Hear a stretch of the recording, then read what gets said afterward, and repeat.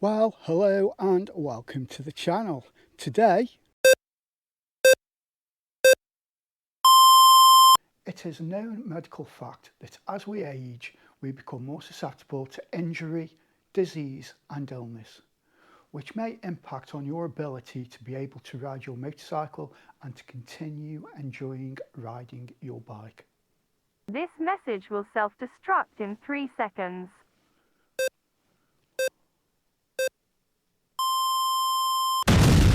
Well, that was rather rude, but anyway, he is right in what he's saying. The biker generation, whether we like it or not, the average age is getting older and older, and every year we have to face it, we are a dying breed. And that is basically because the younger generation, just whatever reason, do not seem to be interested in motorbikes in the same way that we did when we were younger. And as a result, there is just no young blood coming into the scene. Yes, and with old age, we become more susceptible to injury, we become more susceptible to illness and disease that causes us mobility issues and symptoms of pain. This can then impact on our ability to ride a bike or just reduce the enjoyment factor in riding our motorbikes. So the intention of this video is to go through a few things that we can do to reduce the impact and enable us to prolong the amount of time we ride our bikes out on the road and just extend our riding lifetime. Okay guys, I'd just like to take this opportunity to say if you are enjoying this video, please do me the honour of hitting that like button. It really does help the channel out tremendously, and if you do like the rest of the videos that I have on my channel, please pay me the honour of subscribing. It doesn't cost anything, you don't get bombarded with emails or anything like that. It just really helps the channel out and puts a big smile on my face. So anybody out there, I am sure you have heard from family members and concerned friends the old sayings, ooh, you'll have to cut down on your motorcycle riding now, or ooh, you won't be able to ride that motorbike anymore, you're going to have to sell it and get a car, or ooh, you won't be able to ride that motorbike in cold weather, that cold weather will affect your joints. Well, I've had all that off my wife, and I'm here to tell you that I ain't giving up my motorbike for nobody. So, riding a motorbike compared with driving a car. Well, it may shock you to hear that in some cases a motorbike is actually a better option than a car. Now, how can this be, I hear you ask yourself.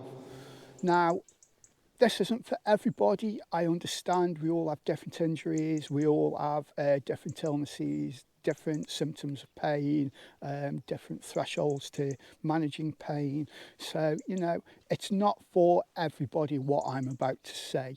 However, I'm sure that if you have lower back problems or lower limb problems, or you suffer with diseases such as arthritis, you will know that sitting down in a low height chair or settee is one of the most difficult things. It's difficult to drop ourselves down to that level, and it's even harder to get out of a low seated position.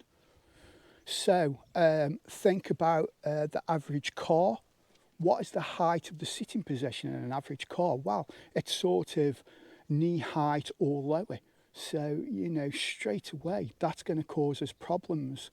And then you think about the mechanics of a car. You are in an enclosed space. You've got the difficulty of sitting down behind the steering wheel. So again, causes more problems. Think about the sitting position of a car and where the controls are.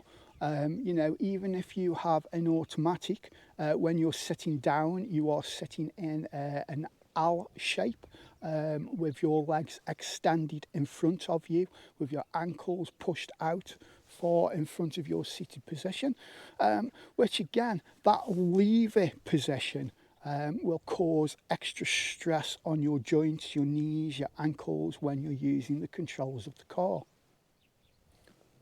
What do I mean about the lever position?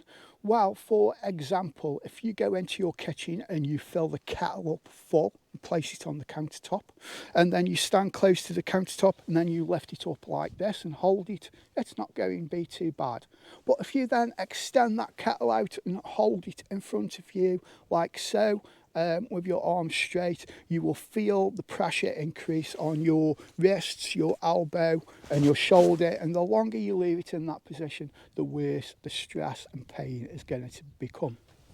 So how is a motorcycle any different than this? Well, let's take a look at it.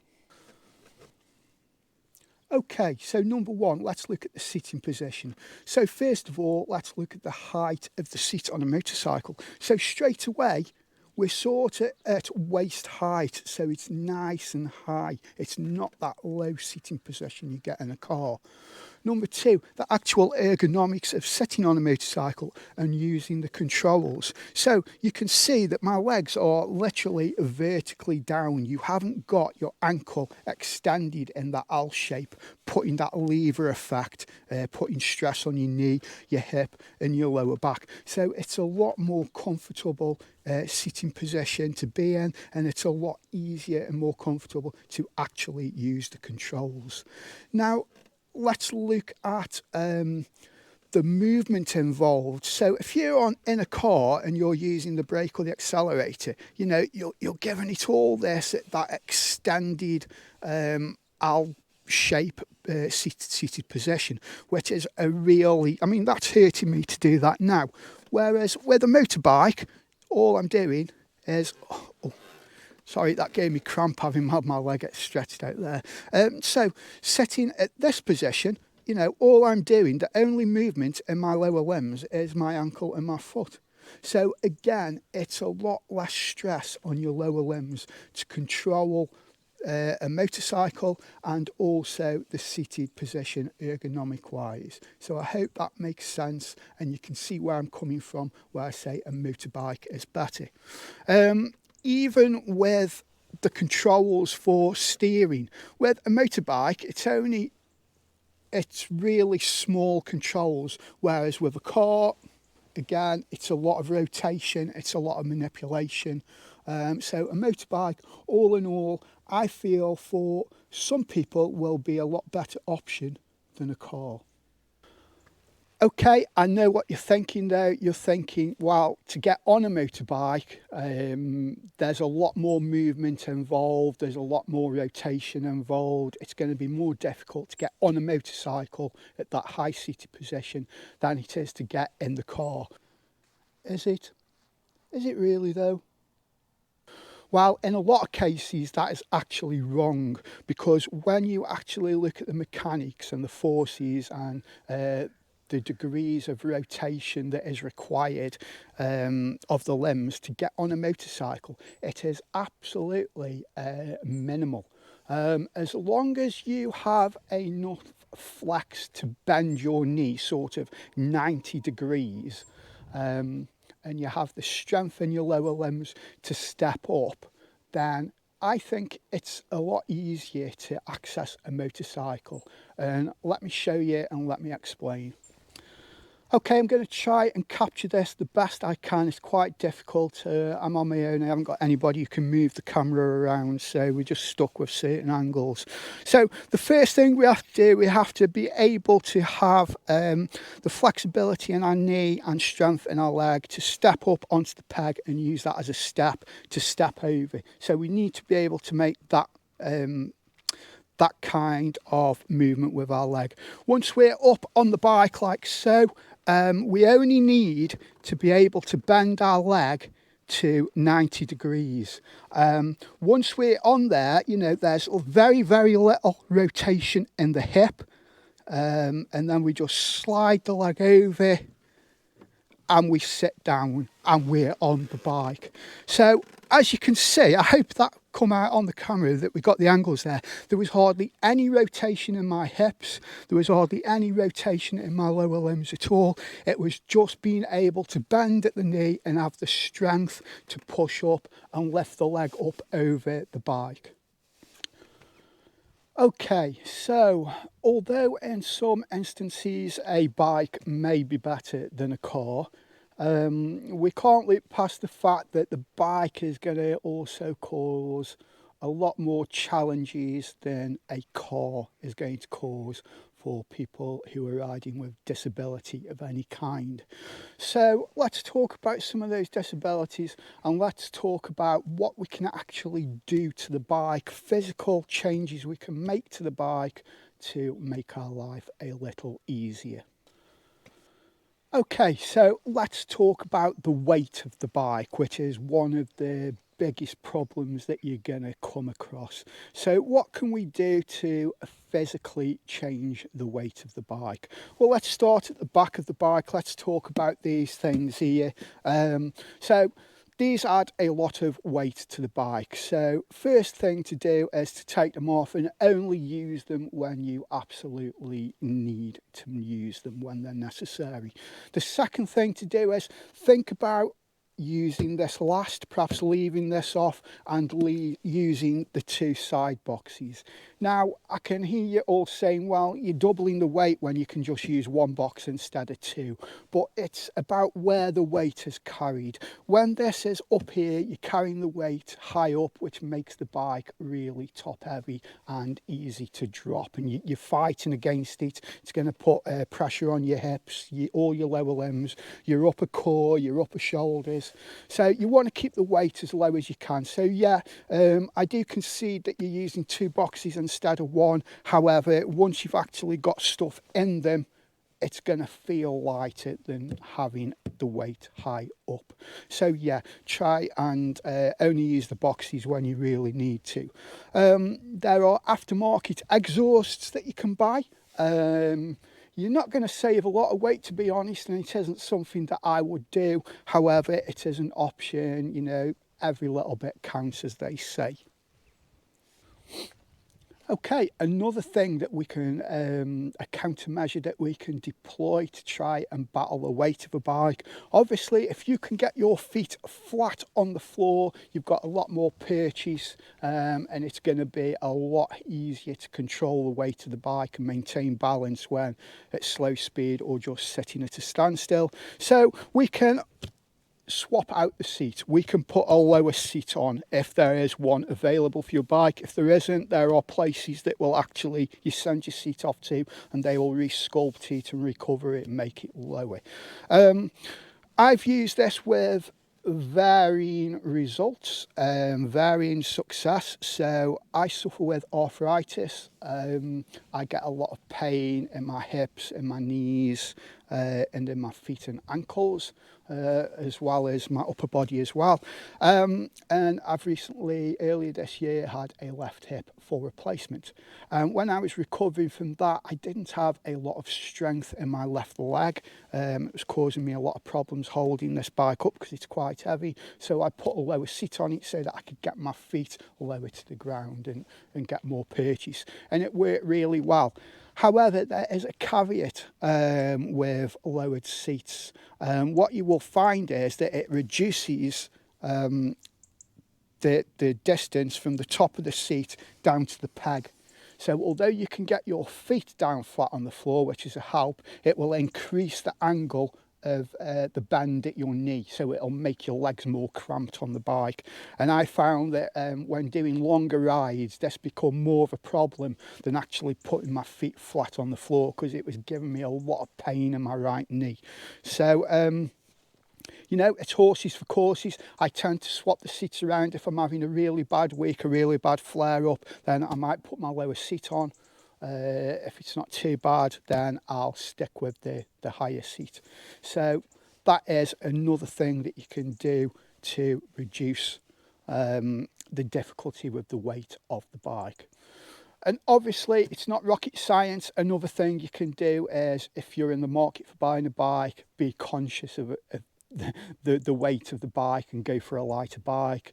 I suppose a last ditch option is to sell your bike and get a smaller bike, get a lighter bike. But you know, for me, that really would be the last option. So, okay, we've covered. You forgot to mention making changes to the suspension. Okay, I'm doing it now. I'm doing it. Rude. Yeah, he is right. Another thing that we can talk about is suspension. We can alter the preload on the back shock to try and alter the sag so that the bike actually goes down a bit lower. When we sit on the bike, it compresses the suspension more, so it makes the bike lower and easier to handle. And another option with the suspension is a lot of these modern bikes now are having this adaptable ride height feature. I recently test rode the Harley Davidson Pan America Special, and I test rode it specifically because I wanted to see what it was like having the suspension that dropped when you come to a standstill, so it enables you to get your feet on the floor a lot easier. And I was very surprised. It worked really, really well. Very surprised and very impressed with it. Obviously, that is a very, very expensive road to go down. You know, you'd have to buy a new bike, and these bikes aren't cheap with that kind of technology. But it is out there if it's something that is within your budget. Handle. Another thing we can do is you can buy lowering kits for some bikes. I did it on my wife's Honda NC750X. It was very easy to do. It's just two little links. They look like little dumbbells. It's 4 bolts. You just swap them over. You follow the instructions, loosen off the yokes at the front and just slide the fork tubes up a little bit so that, you know, after you've lowered the back, it's not sitting like a chopper, and you actually flatten the bike out so it doesn't alter the handling too badly. So yeah, that is another option that you can look at. Okay, let's talk about vibrations. I am very susceptible to anything that vibrates on my bike. It makes my hands swell up especially. So there are things that we can do with that. There are these, they're like foam tubes that you put over your grips. I've used them many, many years ago on scooters because they used to vibrate like anything, you know, to the extent that it made your hands go numb. And you slip them over and they do help damp down the vibrations. You can also buy weighted bar ends. Now, I've never used weighted bar ends, but I believe, you know, you buy these super heavy bar ends, you put them in, and it's supposed to help dampen the vibrations through the handlebars. Another thing to consider is the foot pegs. If you've got metal foot pegs with no rubber inserts, if you can't get rubber inserts, if that's an option. If not, just swap the foot pegs out for ones that do have rubber inserts. Again, with the seat, you can buy these sheepskin covered seats. You can buy these netting seats that people swear by. You can buy what they call comfort seats where they've got memory foam or gel pads in. All these type of things will all help with vibrations of the bike. Okay, and that is a good segue over to the handlebars. So, you know, I mentioned that I get arthritis in my hands swell up very easily whenever I'm doing anything. So to protect me from the weather and to keep the cold out of my joints, heated grips. Heated grips are a fantastic addition to any bike, even if you haven't got any disability problems. You know, riding in the UK, we have a lot of cold weather, and I can't tell you how much heated grips will just improve the experience on a cold day of riding your bike. These things here, hand guards, they will also help keep the weather and keep the cold wind off your hands, which is really, really good. Another thing is screens. Now, the thing with a screen is it's a very subjective thing because we're all different shapes and sizes and heights, and we've all got different shaped bikes, different aerodynamics and things. So a screen can be very hit and miss, and they're an expensive thing. I think that this is my second screen that I've bought. Obviously, I had the original screen on for the manufacturer, which was too short. I bought a touring screen, which was too high and caused a lot more turbulence, so it was counterproductive to what I wanted. And then I bought an intermediate screen that worked really well. Why a screen is important, I've already touched on it. Turbulence, if you've got a neck problem, a spinal problem or shoulder problems, if you're getting a lot of turbulent wind blast, it can pull you back, it can make your head go all over the place, hurting your neck. So if you can get the right size screen that puts you in a nice bubble of calm air, it'll keep you warmer, it'll take the pressure off your upper limbs, take the pressure off your neck. So a screen is a great addition. Another nice feature that you can get on modern bikes now are heated seats. A lot of bikes come with the option of having a heated seat. So if that's something that's out there, again, it's just basically, it'll keep your core warm, it'll protect you against the weather, stop the cold getting into your joints, and it's just another nice option to have if one is available. Okay, so we've spoken about all the changes that we can make to the bike. What about changes that we can make ourselves, so to the kit that we're wearing? Because there are a lot of options out there. Now, I've spoken a lot about getting cold and comfort while you're riding. So the first recommendation I make is get comfortable riding gear for what time of year, what type of weather on the day. The last thing you want is really big, stiff, bulky clothes that make you feel uncomfortable, because as you're riding along, you're going to be tensioning up, you're going to be feeling uncomfortable, getting all stiff. It's going to make your joints ache, it's going to niggle any injuries that you've got. So, you know, whether you're into leathers, whether you're into textiles, whether you like these riding jeans that they get now, and you know, the soft material hoodies and things, as long as it gives you good protection and it's comfortable and it's right for the temperature, keeps you warm and dry on a cold day, you know, it's not rocket science, but try and go that little extra bit to find yourself good, comfortable, waterproof, warm or cool clothing. Which leads me on to helmets. Again, I've already mentioned, you know, I have a lot of problems with my neck. I've got this arthritis in my spine as well now, to all over.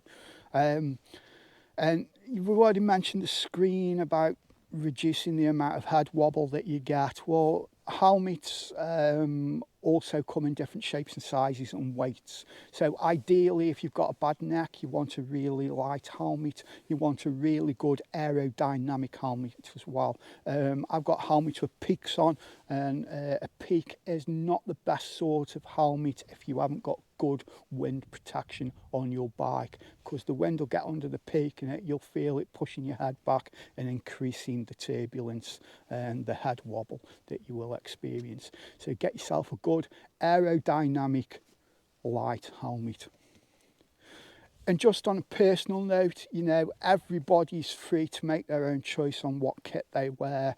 I've been a paramedic for over 25 years, attending treble nine incidents, road accidents, so I've been to hundreds and hundreds of motorcycle crashes, and for me personally, I would never even entertain looking at an open face helmet. Now, I'm not talking about the flip ups. The flip ups are fine, because as soon as you start off you can close them and you're nice and safe, but the old open face helmets, if you've ever watched Tour de France, which is just push bikes, and you've seen them come off, and you see some of the injuries they get, you know, road rash and broken bones and God knows what, and facial injuries, imagine what it's like on a motorbike. I wouldn't even entertain an open face helmet, although they are really light and comfortable to ride. I just wouldn't do it personally. Okay, so let's talk about the weather. What can we do? The weather will really affect you. As you say, when you're riding in these kind of conditions, the white snowy stuff, I mean, let's face it, we don't go out in the snow very often, but you know what I mean. On cold and frosty days, the weather can really affect our riding ability. I know from personal experience, I get lots and lots of pain in my knees get terrible, my hands get terrible. And I use Gerbing electric heated clothing. There are other makes out there. I believe Kai's are a very good brand. I've never had Kai's stuff, but I hear good reports about Kai's as well. And the first thing people ask me is, well, are they any good? Do they keep you warm? It's better than eating 2 bowls of ready brack for breakfast. Electric kit will keep you glowing warm all day long. Well, oh my word. I'm not kidding you. The heated jacket, when you buy it, at least when I bought mine a few years ago, it didn't come with the heat regulator. So you plugged it into your bike battery or an external battery, and it was just on full whack all the time. And I can tell you that the temperature on full heat becomes unbearably hot after about 60 seconds. I could never foresee any riding circumstances in this country, even in the middle of January, where you would want that jacket on full heat. So, you know, you do have to buy, unfortunately with the Gerbing, when I bought them, you had to buy the extra regulator so that you can switch the heat up and down. But yeah, they're fantastic, absolutely fantastic. Like I say, I've got the gloves, I've got the trousers, the jacket, I'm going to get the socks, and it just makes a world of difference. I would say out of all the things that I've bought, that has made the biggest difference for me riding a bike throughout the winter months. Unfortunately, they are very, very expensive. It's an expensive option. However, if it's within your budget, or if you can, you know, scrape and save throughout the summer, it is a really well worthwhile investment. Okay, so we've covered quite a bit there. Oh, I don't know what it is. There's a swarm of money spiders. My bike is absolutely covered in spiders. They're driving me mad, crawling all over me. 1, 2, 3, 4, 5. Start again. Okay, so we've covered quite a bit there. We've covered what we can change on the bike. We've covered what actual personal kit we can change for ourselves. So now let's look at how we actually ride the bike. Okay, so you may enjoy riding really quickly, and I'm not saying that you have to become Captain Slow. All I'm saying is that perhaps be a little less aggressive with the way that you handle the bike. What do I mean about that? Well, if you have a really powerful bike with lots of horses to tap into, if you pull that throttle back really aggressively, that's going to put a lot of pressure on your upper body. You're going to feel it in your hands, your wrists, your elbows, your shoulders. You know, as you accelerate and the bike pulls away from you, you're going to feel that. You're going to feel it in your neck. And just on the other side of the coin, if you're getting really fast and you have to brake very aggressively, again, we all know what that's like. It's pressure on your neck, it's pressure on your hands, wrists, elbows and shoulders. It's just the reverse of acceleration. So if we can sort of dial that back and just drive a little bit less aggressively on the controls, then you're going to find that you're going to be able to drive for longer periods of time before getting tired, fatigued and increased pain levels. One of the things that I can advise, which will greatly help the longevity of your riding career, not just in a safety issue, but through all the things I've mentioned, the comfort and the pain and just riding with disability in general, is perhaps book a few lessons with your local advanced riding group. If you go online and look, there'll be groups close to you. And just a few lessons will, perhaps get you out of all the bad habits that you've come into through the years and years of riding your bike. It will teach you to look more forward. Your forward observation will be a lot better.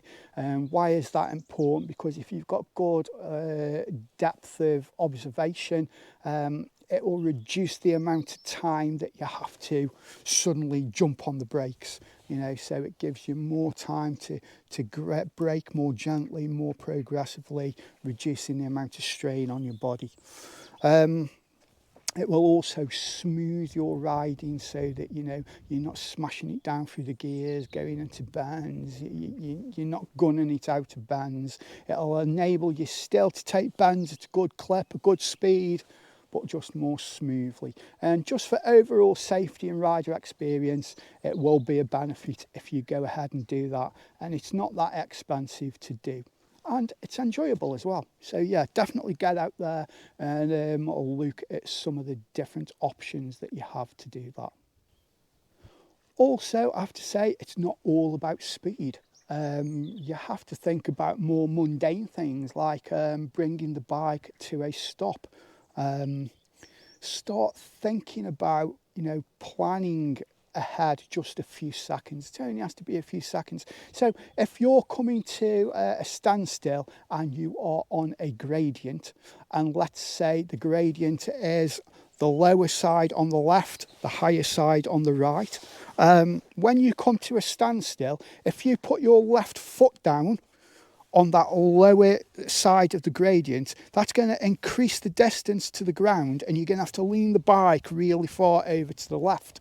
And obviously, if you've got the bike leant over to the left, all that weight is then on your left leg, and your upper body, and you're fighting against the weight of the bike, and it can be painful and difficult to hold the bike up.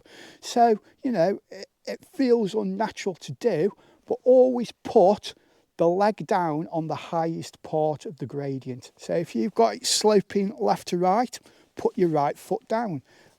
That can seem unnatural because you're always taught to cover the back brake when you come to a standstill. But in this case, for our purposes and, just good riding in general, it is a better thing to do. Cover with the front brake and put your foot down on the highest part of the ground available to you. Another thing to consider is parking the bike, and I must admit my wife is absolutely terrible for this. She never gives it any thought, and the amount of time she will ride her bike into a closed parking space. What do I mean by that? So a parking space, say with a car parked directly in front of her in the opposite bay, so that she has to reverse the bike out.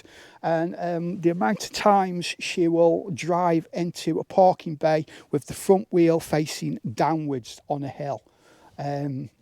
And then she gets on the bike and she struggles like anything to try and paddle the bike back. She gets off it, she has to push the bike back because she's pushing the bike out of the parking space uphill. So always try to reverse the bike in, select first gear and leave the front wheel pointing downhill. Okay, I suppose the last thing that comes to mind is just the amount of time that we spend on the bike. I am terrible for it. Once I get the bit between the teeth, I get on the bike and I can ride for hours and hours and hours, and I can feel the pain and the tension building up in my body, and I think, oh, well, I'll stop in the next lay-by. And then I get to the next lay-by and I think, well, I can make the next lay-by. And I don't know why I do it. It's just stupid. There's no need for it. But try and take more breaks. Reduce the amount of time that you're spending in the saddle. If you're going on tour, instead of doing, 8 to 9 hour days, do 4 hour days. During those 4 hour days, ride for an hour, have a break. Ride for another hour, have a break.